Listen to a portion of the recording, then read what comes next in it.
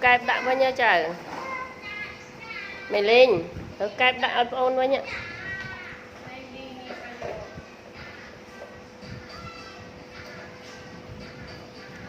nói cái điện động mày lên nhỉ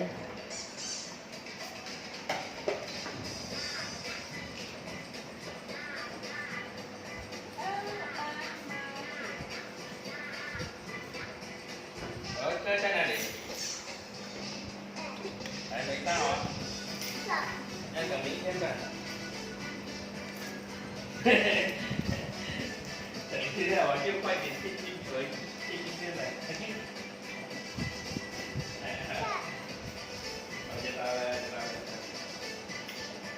có đợi cho ai thao con rồi và bây giờ nãy cái hoảng lôn vậy nãy mẹ hai hoảng thì hai lôn á cô đây cho hoảng á với cái lô nãy cái thời là tay đi